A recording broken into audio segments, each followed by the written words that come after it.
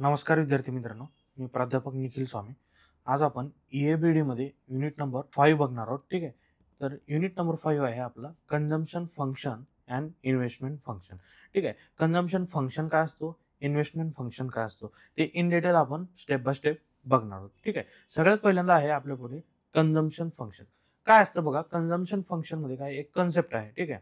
तर consumption expenditure किती आहे तुमचं आणि डिस्पोजेबल इन्कम किती आहे. ठीक आहे. ह्या दोघांचं जे डिफरन्स असतं ना, दोघांचं रिलेशनशिप जे असतं ना, त्यालाच आपण कन्झम्पशन फंक्शन म्हणतो. ठीक आहे. ग्राफमध्ये आपण एक्सप्लेन केलेलं असतं बघा, कन्झम्पशन तुमचं किती आहे आणि त्याच्या रिलेटेडमध्ये तुमचं इन्कम किती आहे. ठीक आहे. त्या दोघांचं जे रिलेशनशिप असतं that is the consumption function. बघा, it is introduced by John Maynard Keynes. It is a concept in economics that expresses the relationship between consumption expenditure and disposable income.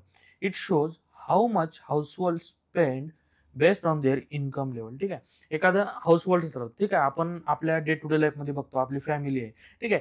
आपली फॅमिली किती खर्च करते आपल्याला माहित असतं, आपल्या इन्कमवरती असतं. ठीक आहे. पर्टिक्युलर समजा एखाद्या फॅमिलीचं 20,000 इन्कम आहे.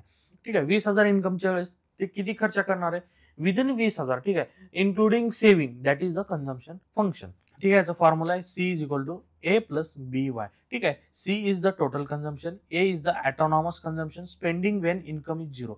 ऑटोनॉमस कन्झम्पशन काय असतं, 100% करावंच लागणार आहे आपल्याला. ठीक आहे. एनी हाऊ कंडिशन, तुमचे इन्कम असेल नसेल, म्हणजे जेवण खाणं पिणं आपलं. ठीक आहे. जेवण करायचं आपल्याला, फूड लागतं आपल्याला. ठीक आहे. किराणा लागतो आपल्याला, ते करणं गरजेचं आहे का नाही. तुम्ही इन्कम करा न करा, त्याच्याशिवाय तुम्ही जगू शकणार आहे का नाही. That is the autonomous consumption. ठीक आहे.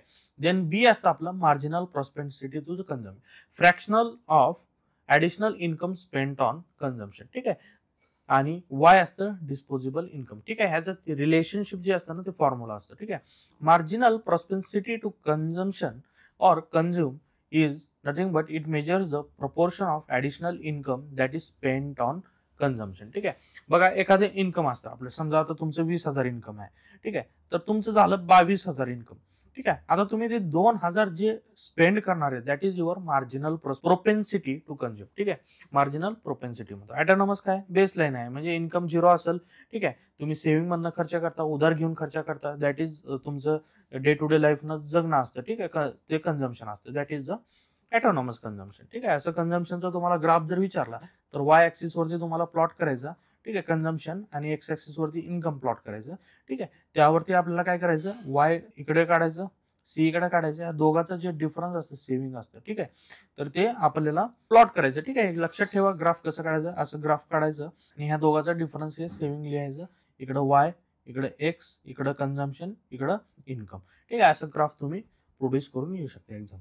ठीक आहे. Then what are the determinants of consumption function. ठीक आहे. तर कन्झम्पशन म्हणजे कधी खर्च करणार तुम्ही, किती कन्झ्युम करणार, ती कशावरती डिपेंड आहे. सगळ्यात पहिलं तुमची इन्कम. ठीक आहे. हाय इन्कम असेल तर हायर कन्झम्पशन असणार आहे. ठीक आहे. देन MPC म्हणतो आपण, मार्जिनल प्रोपेन्सिटी टू कन्झ्युम. ठीक आहे. Fraction of additional income spent on consumption impact the slope of consumption function. ठीक आहे. वेल्थ तुमची किती आहे, वेल्थ फॅमिली किती हेल्प आहे, म्हणजे तुमच्याकडे किती खर्च तुम्ही करू शकता, म्हणजे फॅमिलीचं हेल्प आहे का नाही तुमच्याकडे, आणि त्यांची वेल्थ आहे का नाही, हेल्प म्हणजे वेल्थ. ठीक आहे. तर त्याच्यावरती पण तुमचं कन्झम्पशन असतं. म्हणजे समजा तुमचं इन्कम 0 आहे, तर तुम्ही काय करणार आहे, ऍज अ इंडिव्हिज्युअल, तुम्ही सध्या स्टुडंट आहात. ठीक आहे.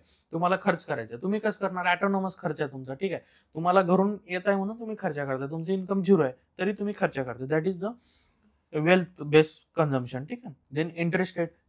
इकॉनॉमीमध्ये जर इंटरेस्ट रेट हाय असतील, ठीक आहे, लोन जर तुम्हाला हायर रेटने भेटत असतील, तर लोक काय करणार आहेत, कन्झम्पशन कमी करणार आहेत. कारण लोन महागडं झालेलं आहे. ठीक आहे. त्याला व्याजदर जास्त द्यावं लागतं आपल्याला, त्याच्यामुळे लोन लोक कमी घेतात.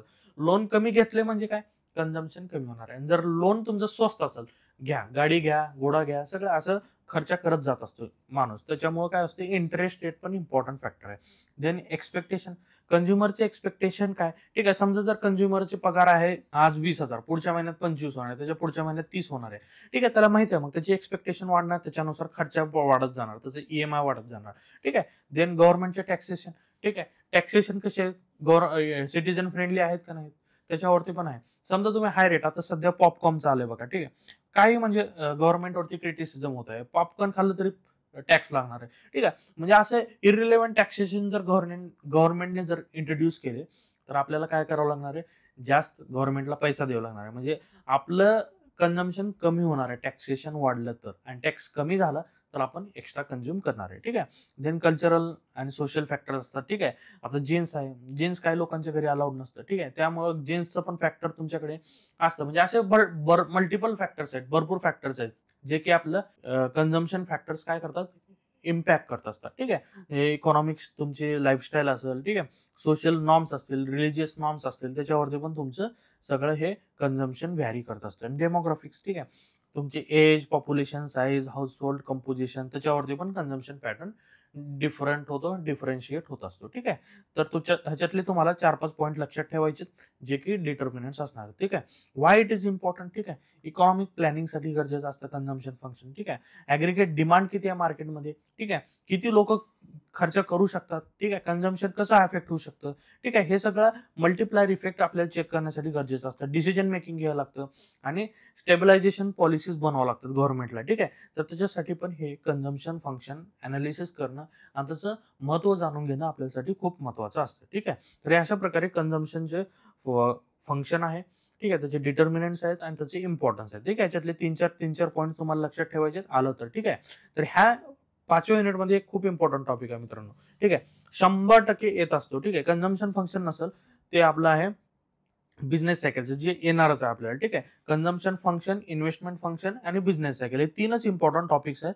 त्यामधलं दरवर्षी क्वेश्चनला आपल्याला बिझनेस सायकलचं आलेलं आहे, जे की आपण पुढच्या स्लाइड्समध्ये बघणार आहोत. ठीक आहे. त्याच्या अगोदर बघून घेऊया इन्व्हेस्टमेंट फंक्शन. जसं कन्झम्पशन फंक्शन म्हणजे कंझ्युम किती, खर्च किती करतो, तसंच आता हे इन्व्हेस्टमेंट काय असते, आपण इन्व्हेस्टमेंट वरती किती खर्च करतो, that is the investment function. आपल्या लाईफस्टाईल वरती किती खर्च करतो डे टू डे लाईफ जगण्यासाठी, दॅट इज कन्झम्पशन. आणि आपलं आयुष्यामध्ये आपण काहीतरी इन्व्हेस्ट करत असतो, ते इन्व्हेस्टमेंट वरती किती खर्च करतो, दॅट इज इन्व्हेस्टमेंट फंक्शन. बघा, it is the relationship between the level of investment and the factors that influence. ठीक आहे. Investment refers to the expenditure by firms or individuals on the capital goods like machinery, building, technology, which are used to produce the goods and services. ठीक आहे. Then what are the determinants of investment function? बघा, investment करायचं तुम्हाला मार्केटमध्ये जर higher rate of interest असतं, ठीक आहे, तर काय करतं, हे बॉरोइंग तुमची कॉस्ट क्लिअर करतं. ठीक आहे. कॉस्टली होतं, त्याच्यामुळे इन्व्हेस्टमेंट तुमची कमी होत असते. The lower rate encourage the investment. ठीक आहे. देन आहे एक्सपेक्टेड रिटर्न्स. ठीक आहे. Firms invest if they anticipate, म्हणजे ते एक्सपेक्ट करतात की high future profit from their investment, तरच ते इन्व्हेस्ट करतात. ठीक आहे. देन लेवल ऑफ इन्कम, तुमचं किती लेवल ऑफ इन्कम आहे, म्हणजे तुम्ही सगळं खर्च करून किती पैसे शिल्लक ठेवताय त्यावरती पण तुमचं काय असणार आहे, इन्व्हेस्टमेंट डिपेंड असणार आहे. ठीक आहे. देन बिझनेसचा कॉन्फिडन्स काय, ठीक आहे, इकॉनॉमिक स्टॅबिलिटी आहे की रिसेशन आहे, मार्केट एक्सपान्शन वरती आहे, त्यावरती पण तुमचं काय करतं, इन्व्हेस्टमेंट व्हॅरी करतं. देन टेक्नॉलॉजिकल ऍडव्हान्समेंट, टेक्नॉलॉजी कशी कशी इव्हॉल्व्ह होत चाललेली आहे, न्यू अँड इफिशियंट टेक्नॉलॉजी जर आली मार्केटमध्ये तर ते फर्म्सला काय करतात, प्रॉम्प्ट करतात इन्व्हेस्ट करण्यासाठी. देन गव्हर्नमेंटचे पॉलिसीज असतात, इन्सेंटिव्ह असतात, सबसिडीज असतात, वेगवेगळे रूल्स अँड रेग्युलेशन्स असतात, ते पण इन्व्हेस्टमेंटला काय करत असतात, व्हॅरी करत असतात किंवा अफेक्ट करत असतात किंवा फेवर पण करत असतात. ठीक आहे. देन कॉस्ट ऑफ कॅपिटल, ठीक आहे, घेण्याचे इन्व्हेस्टमेंट करण्याची खर्च काय, ते जर तुमचं कमी असेल त्यावरती पण तुमचं इन्व्हेस्टमेंट व्हॅरी करत असते. ठीक आहे. देन आहे इन्फ्लेशन, महागाई जर असेल तुमची, ठीक आहे, तर ते काय होणार आहे, इन्व्हेस्टमेंट तुमची high inflation can lead to deter the investment due to unpredictable returns. ठीक आहे. महागाई असेल तर माहित नाही लोकांना काय होऊ शकतं पुढे, त्याच्यामुळे लोक इन्व्हेस्ट कमी करायचा प्रयत्न करत असतात. ठीक आहे. High inflation can deter investment due to unpredictable returns. ठीक आहे. देन टाइप्स ऑफ इन्व्हेस्टमेंट बघा, induce investment, autonomous investment, gross investment. Induce म्हणजे driven by changes in income. ठीक आहे. आपले इन्कम वाढलं तर आपली इन्व्हेस्टमेंट काय होणार आहे, नॅचरली वाढणार आहे. ठीक आहे. कसं, समजा तुमचे 20,000 पेमेंट आहे, उद्या 25,000 झाले, 5,000 तुमच्याकडे एक्स्ट्रा, कारण तुम्ही 20,000मध्येच इन्व्हेस्टमेंट करत होता. ठीक आहे. तुमचा खर्च 15,000 भागवत होता, 5,000 उरत होते, तुम्ही इन्व्हेस्ट करत होता.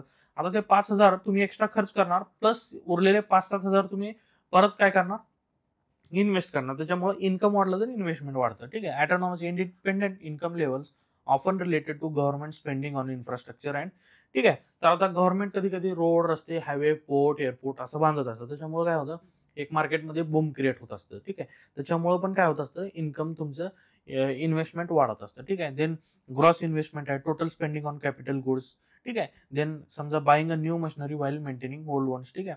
नेट इन्व्हेस्टमेंट काय आहे, ठीक आहे. तुम्ही वाचू शकता इन डिटेल, ठीक आहे. तेवढं इम्पॉर्टंट नाहीये, तरी तुमच्यासाठी मी स्लाइड्स बनवून दिलेले आहेत, ठीक आहे. Net investment, private investment, public investment ह्याच्यावरती पण तुमचे इन्व्हेस्टमेंटचे टाइप्स आहेत आणि त्यावरती पण व्हॅरी करत असतात, ठीक आहे. तर हे तुम्ही इन डिटेल वाचून घ्या, ठीक आहे. वाय इट इज इम्पॉर्टंट बघा, इन्व्हेस्टमेंट खूप गरजेची आहे. कशासाठी? तर इकॉनॉमिकची ग्रोथ, ठीक आहे. इकॉनॉमीमध्ये सर्व व्यवस्थित चाललं पाहिजे, सर्व ग्रोथ झालं पाहिजे, एम्प्लॉयमेंट क्रिएट झाली पाहिजे, इकॉनॉमिक लेवल क्रिएट झाली पाहिजे, इन्फ्रास्ट्रक्चर क्रिएट झालं पाहिजे. त्याच्यासाठी आपल्याला काय इकॉनॉमी मध्ये इन्व्हेस्टमेंट खूप गरजेचं आहे, ठीक आहे. देन एम्प्लॉयमेंट क्रिएशन आता सांगितलं, मल्टिप्लायर इफेक्ट क्रिएट करायचे, ठीक आहे. म्हणजे कसं असतं बघा, मल्टिप्लायर इफेक्ट तुम्ही असं सायकल असते, ठीक आहे. एक काम केलं ते दुसऱ्यावरती अफेक्ट करतं, दुसरं केलं तिसऱ्यावरती अफेक्ट करतं, तिसरं केलं चौथ्यावरती, असे मल्टिप्लायर इफेक्ट असतो. त्याच्यामुळं हे मल्टिप्लायर इफेक्ट इन्व्हेस्टमेंट फंक्शन करत असतं आणि इकॉनॉमीला स्टेबल ठेवण्यासाठी आपल्याला काय करायचं असतं, इन्व्हेस्टमेंट खूप गरजेची असते, ठीक आहे. अशा प्रकारे हे इन्व्हेस्टमेंट फंक्शन आपण आज बघितलंय, consumption function and investment function. त्यानंतर बघा, मल्टिप्लायर आहे, आपल्याला 2 मार्काला डेफिनेशन येऊ शकते. It is a concept in economics that measures how an initial change in spending leads to larger overall change in income, ठीक आहे. म्हणजे इनिशियल चेंज स्पेंडिंग मध्ये, पॅटर्न मध्ये, लाईक इन्व्हेस्टमेंट असेल, गव्हर्नमेंट एक्सपेंडिचर असेल, ते ओव्हरऑल चेंज साठी कसं गरजेचं असतं, that is the multiplier effect, ठीक आहे. इनिशियल स्पेंडिंग ह्याच्यामध्ये गरजेचं आहे. It rise in investment, government spending inject the additional money into economy, ठीक आहे. Spending cycle, the money is respent on multiple times by consumers and businesses, generating successive rounds of income and outcome. It is cumulative effect. The total increase in income is a multiple of initial spending, ठीक आहे. K is equal to 1 by 1 minus MPC. MPC is a marginal propensity to consume, ठीक आहे. हे तुम्ही in detail वाचू शकता. If a government spend 1000 crore on infrastructure and the MPC is 0.8, the multiplier effect will be 5000 crore. 1000 चं 5000 करोड होणार आहे. That is the effect, ठीक आहे. 1000 करोड तुम्ही टाकताय मार्केटमध्ये, बट त्याचे 5000 करोड होतात फिरून फिरून फिरून फिरून, ठीक आहे. तर ते मल्टिप्लायर इफेक्ट असतं, ठीक आहे. कशासाठी गरजेचं आहे? इकॉनॉमिक ग्रोथसाठी, पॉलिसी फॉर्म्युलेशनसाठी, रिसेशन आलं त्याच्यापासून आपल्याला रिकव्हर करायचं त्याच्यासाठी, इन्कम डिस्ट्रीब्युशन करायचे सर्वांना अक्रॉस द कंट्री त्याच्यासाठी गरजेचं आहे, बिझनेस डिसिजन घेण्यासाठी गरजेचं आहे आणि इन्व्हेस्टमेंट व्यवस्थित प्लॅन करण्यासाठी आपल्याला मल्टिप्लायर इफेक्ट खूप गरजेचा आहे, ठीक आहे. तर हे मल्टिप्लायर इफेक्ट तुम्हाला 2 मार्काला किंवा 5 मार्क्सला येऊ शकतो. Explain the multiplier effect. त्यावेळेस तुम्हाला डेफिनेशन लिहायचे, हाऊ इट वर्क्स हे वर्किंग लिहायचं त्याचं, ठीक आहे. देन त्याचं एक्झाम्पल लक्षात असेल तर एक्झाम्पल लिहा आणि इम्पॉर्टन्स मध्ये त्याचे 1-2 पॉईंट लिहा. असं 5 मार्काला तुम्हाला होलिस्टिक आन्सर लिहायचे, जेणेकरून तुम्हाला मॅक्सिमम मार्क्स भेटतील, ठीक आहे. देन व्हेरी इम्पॉर्टंट टॉपिक, ठीक आहे. Very important 100% sure short question आहे 10 मार्क्सला, ठीक आहे. 100% बिझनेस सायकल वरती क्वेश्चन येतो. दरवर्षीचा पॅटर्न चेक करा तुम्ही, ठीक आहे. Business cycle is a very important topic from the 5th unit, ठीक आहे. Then what is the business cycle? It refers to the natural fluctuation in economic activity over a time, ठीक आहे. Characterised by the period of expansion and contraction. These cycles are critical concept in a macroeconomics and are measured by changes in real GDP, employment and other economic indicators. बघा, आपल्या एखाद्या natural business cycle मध्ये काय असतं बघा, business start करता तुम्ही, business start केल्यानंतर तुमचा बिझनेस वाढतो, ठीक आहे. मग अशी फेज येते की तुमचा बिझनेस कधी कधी कमी होतो, ठीक आहे. मग असं कमी होतं की पुन्हा खड्ड्यात जात असतो तुमचा बिझनेस, ठीक आहे. मग तुम्ही परत तिथून मग इकॉनॉमिक सिच्युएशन तुम्हाला पुश करतात, मग तुमचा बिझनेस वाढत जातो वाढत जातो वाढत जातो, ठीक आहे. मग अजून एक्सपान्शन होतो, पुन्हा अजून सिच्युएशन अशी खाली येते परत मग तुमचा बिझनेस खड्ड्यात जातो, ठीक आहे. म्हणजे अप्स अँड डाऊन्स असं बिझनेसमध्ये जे येतात, that is the business cycle, ठीक आहे. मग बिझनेस सायकलची डायग्राम लक्षात ठेवा. एनी हाऊ कसलाही क्वेश्चन आला बिझनेस सायकलचा तर हे तुम्हाला डायग्राम काढायचे, तुम्हाला 1 ते 2 मार्क भेटून जातात डायग्राम वरती, ठीक आहे. तर बिझनेस सायकलमध्ये काय करायचं, फर्स्ट स्टेज ऑलवेज एक्सपान्शन, ठीक आहे. एक्सपान्शन झाल्यानंतर तुम्ही पीक वरती जाता, तिथून मग तुमचा बिझनेस कॉन्ट्रॅक्ट व्हायला चालू होतं, म्हणजे कमी होतं, रिड्यूस होतं. मग कधी कधी काय होतं, बिझनेस रिसेशन मध्ये जातो, खाली जातो, कॉन्ट्रॅक्शन पेक्षा खाली जातो. बट मग तिथून खाली एक लेवल येते सपोर्ट, त्या लेवलला टच होतो बिझनेस, परत तिथून एक्सपांड व्हायला चालू होतो. मग पुन्हा पीक होतं, पुन्हा कॉन्ट्रॅक्शन, पुन्हा एक्सपान्शन, असं कंटिन्युअस सायकल असते, that is the business cycle. बघा, फेजेस ऑफ बिझनेस सायकल तुम्हाला लिहायला येऊ शकतं 2 मार्काला 5 मार्काला, ठीक आहे. Phases very important. 2 मार्कला 4 फेजेस लिहायचे, फक्त एक्सपान्शन, पीक, देन कॉन्ट्रॅक्शन, देन ट्रफ. ठीक आहे, हे तुम्हाला इम्पॉर्टंट लिहायचे आहेत फेजेस त्याचे बिझनेस सायकलचे. ठीक आहे, 2 मार्काला आहे. 5 मार्कला थोडं एक्सप्लेन करायचं. 10 मार्कला असेल डेफिनेशन, ग्राफ अँड हे फेजेस, हे सर्व लिहायचे तुम्हाला. बघा फेजेस काय काय, एक्सपान्शन, रिकव्हरी. ठीक आहे, म्हणजे increasing GDP, employment, consumer spending सगळं वाढत चाललंय. ठीक आहे, त्याच्यामुळे सगळ्यांचं पैसा वाढणार. पैसा वाढला तर इन्व्हेस्ट करणार तर नवीन अपॉर्च्युनिटीज क्रिएट होणार. That is the expansion. ठीक आहे, मग ह्याच्यामध्ये काय असतं, की इंडिकेटर्स कसं ओळखणार एक्सपान्शन आहे का नाही, तर अनएम्प्लॉयमेंट कमी असते. ठीक आहे, सगळ्यांना जॉब भेटत असतो, काय ना काही जॉब भेटतो, छोटा मोठा का होणार. कारण सगळ्याकडे पैसा असतो, कुठं ना कुठं स्पेंड करायचे, कुणाला तर बिझनेस वाढवायचे, कुणाला नवीन इन्फ्रास्ट्रक्चर क्रिएट करायचे, सर्व इन्व्हेस्टमेंट मोडमध्ये असतात. ठीक आहे, तर त्याच्यामुळे काय होणार, कुणाला जॉब भेटत असतो. ठीक आहे, हायर कंझ्युमर कॉन्फिडन्स असतो आणि ग्रोथ असते इंडस्ट्रीमध्ये. ठीक आहे, पीक मध्ये काय, economy reaches its maximum level. ठीक आहे, आता ह्या पीकला गेले इथे इकॉनॉमी, म्हणजे इथून वाढत गेले, इथे गेले, आता ह्याच्या पुढे नाहीये, तिथून मग खाली घसरायला चालू होणार. ठीक आहे, तर पीक मध्ये काय, फुल एम्प्लॉयमेंट असते, सगळ्यांना जॉब असतो. ठीक आहे, हाय लेवल ऑफ स्पेंडिंग असते, बिझनेस स्पेंडिंग असते. ठीक आहे, तर हायेस्ट जीडीपी ग्रोथ भेटतो आपल्याला, इन्फ्लेशन वाढतो आपलं. ठीक आहे, त्यानंतर काय होतं, कॉन्ट्रॅक्शन होत असतो, रिसेशन होत असतो. ठीक आहे, डिक्लाइनिंग जीडीपी, एम्प्लॉयमेंट कमी होत जातं. ठीक आहे, देन प्रोडक्शन लेवल तुमचं कमी होत जातं. ठीक आहे, डिक्रीज कंझ्युमर स्पेंडिंग होत असते रिसेशन मध्ये. मग ते काय होतं, त्याच्यामध्ये अनएम्प्लॉयमेंट क्रिएट होत असते, प्रॉफिट कमी होतं, स्टॉक मार्केटमध्ये डिक्लाइन येतो. ठीक आहे, हे सगळे रिसेशन मध्ये होत असतं आपल्याला.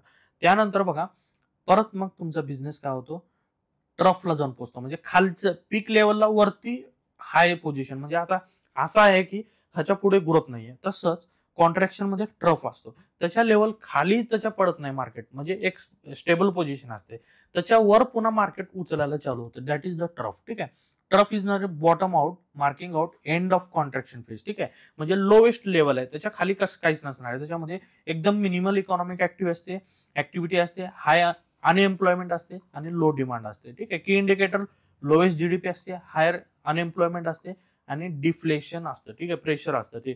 तर हे असे 4 फेजेस आहेत, एक्सपान्शन, पीक, कॉन्ट्रॅक्शन, ट्रफ. ठीक आहे, अशा प्रकारे हे बिझनेस आपला कंटिन्युएशन मध्ये होत असतो आणि तुम्हाला एनी हाऊ मध्ये हे बिझनेस सायकल अशा प्रकारे एक्सप्लेन करायचे. डेफिनेशन, देन त्याचे फेजेस. ठीक आहे, त्याचे ग्राफ, डायग्राम आणि कन्क्लुजन. ठीक आहे, कन्क्लुजन मध्ये काय लिहिणार, business cycle is a cyclical pattern of economy that involves ups and downs and it is inevitable part of economy. ठीक आहे, जे की आवश्यक भाग आहे इकॉनॉमिकचा. ठीक आहे, ते 100% इकॉनॉमीमध्ये असतंच, म्हणजे असतंच. ठीक आहे, अशा प्रकारे कन्क्लुजन लिहून तुम्हाला बिझनेस सायकल एंड करायचे. ठीक आहे, आता बिझनेस सायकल होतं का बरं, कॉजेस. ठीक आहे, कॉजेस बघा लक्षात ठेवायचे.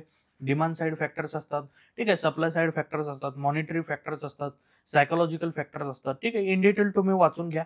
ठीक आहे, खूप सोपे आहेत, मी इथे लिहिलेले आहेत. पॉलिसी इंड्यूस फॅक्टर्स असतात. ठीक आहे, तर आता हे कॉजेसमुळे काय होतं, बिझनेस तुमचा अप्स अँड डाऊन्स मध्ये टर्न करत असतो. ठीक आहे, त्याच्यामुळे काय होतं बघा, बिझनेसेसवरती काय इम्पॅक्ट होतो बिझनेस सायकलमुळे. ठीक आहे, एक्सपान्शन होतं, कॉन्ट्रॅक्शन होतं, एम्प्लॉयमेंट एक्सपान्शन, कॉन्ट्रॅक्शन, कंझ्युमरचं expansion, contraction, government expansion, contraction, inflation expansion, contraction.